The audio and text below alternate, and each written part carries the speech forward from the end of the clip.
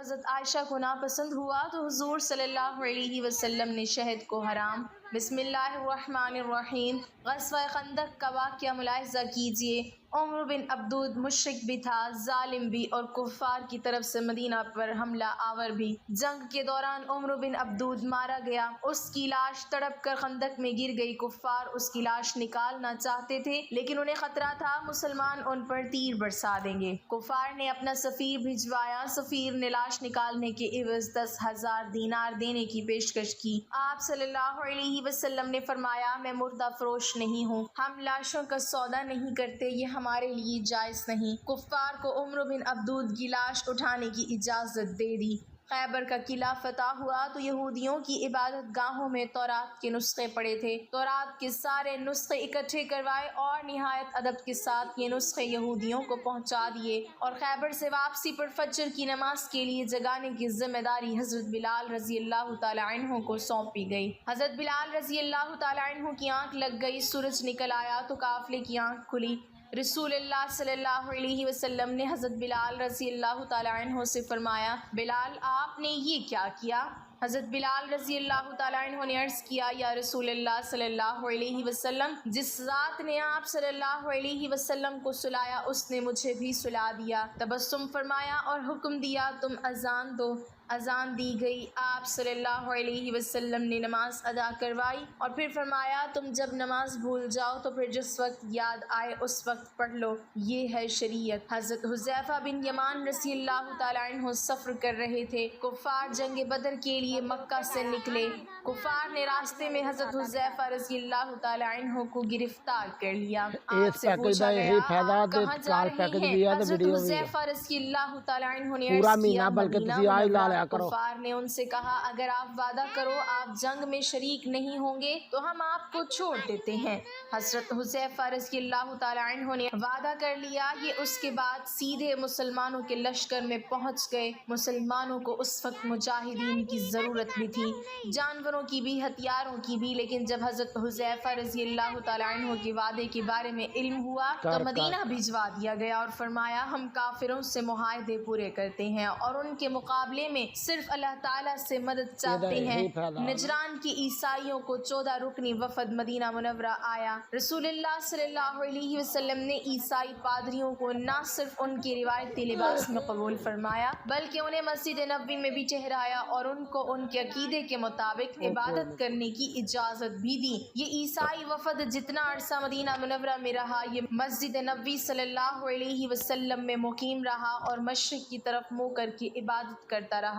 حضرت سعد بن عبادہ رضی اللہ تعالی عنہ نے فتح مکہ کے وقت مدنی ریاست کا جھنڈا اٹھا رکھا تھا۔ یہ مکہ میں داخل ہوتے وقت جذباتی ہو گئے اور انہوں نے حضرت ابو سفیان رضی اللہ تعالی عنہ سے فرمایا، آج لڑائی کا دن ہے، آج کفار سے جی بھر کے انتقام لیا جائے گا۔ آپ صلی اللہ علیہ وسلم نے سنا تو ناراض ہو گئے، ان کے ہاتھ سے جھنڈا لیا، ان کے بیٹے قیس رضی اللہ تعالی عنہ کے سپرد کیا اور فرمایا، نہیں، آج لڑائی نہیں، رحمت اور معاف کرنے کا دن ہے۔ مدینہ میں تھے تو مکہ میں قحط پڑ گیا۔ مدینے سے رقم جمع کی، خوراک اور کپڑے اکٹھے کیے اور یہ سامان مکہ بھجوایا اور ساتھ ہی اپنے اتحادی قبائل کو ہدایت کی، مکہ کے لوگوں پر برا وقت ہے، آپ لوگ ان سے تجارت ختم نہ کریں۔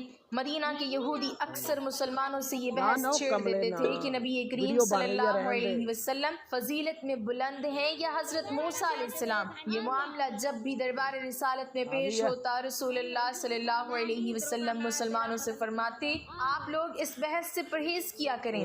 ثمامہ بن آسال نے رسول اللہ صلی اللہ علیہ وسلم کو قتل کرنے کا اعلان کر رکھا تھا۔ یہ گرفتار ہو گیا، اسلام قبول کرنے کی دعوت دی، اس نے انکار کر دیا۔ یہ 3 دن قید میں رہا، اسے 3 دن دعوت دی جاتی رہی، یہ مذہب بدلنے پر تیار نہ ہوا تو اسے چھوڑ دیا گیا۔ اس نے راستے میں غسل کیا، نیا لباس پہنا، واپس آیا اور دست مبارک پر بیعت کر لی۔ ابو العاص بن ربی آپ صلی اللہ علیہ وسلم کے داماد تھے۔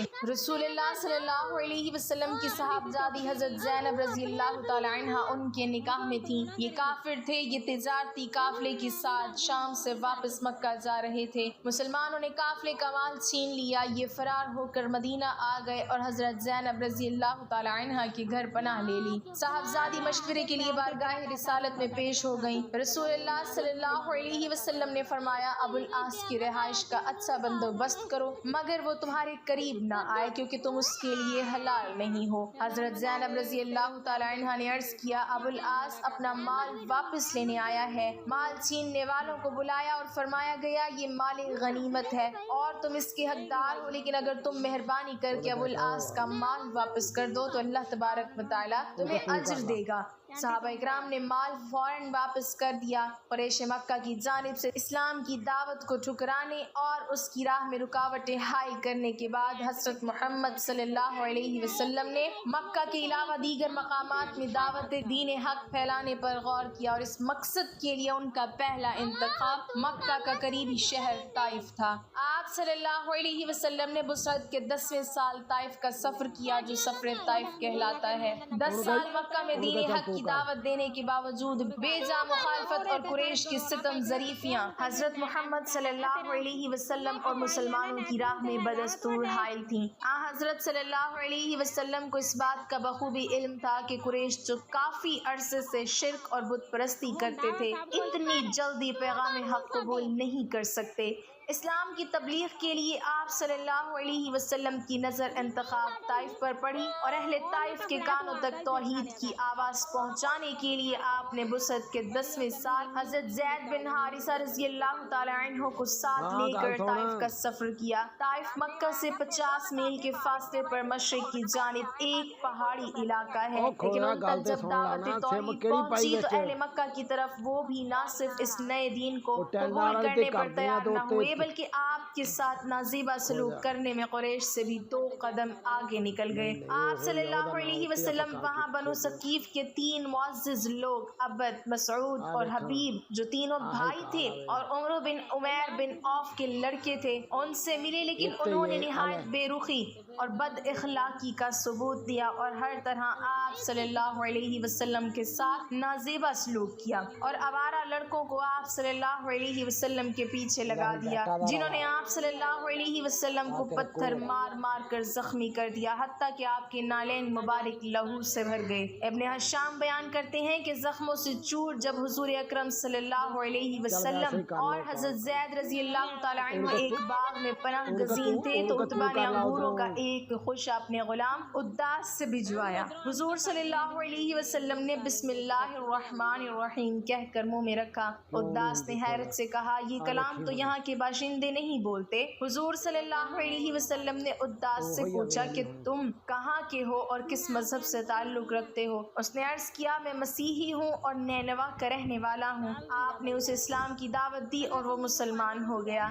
اسی سفر سے واپسی پر جنوں کی ایک جماعت نے اسلام قبول کیا۔ سفر طائف آپ صلی اللہ علیہ وسلم کی حیات طیبہ کا ایک اہم واقعہ ہی نہیں بلکہ ایک انقلابی موڑ بھی ہے۔ اس سفر ہی میں طائف کے لوگوں نے اعلان حق قبول نہ کیا اور زخموں سے چور کر دیا۔ دوسری طرف ایک غلام نے اسلام قبول کیا۔ طائف کا سفر رسول اللہ صلی اللہ علیہ وسلم کے لیے ذاتی اعتبار سے امتحان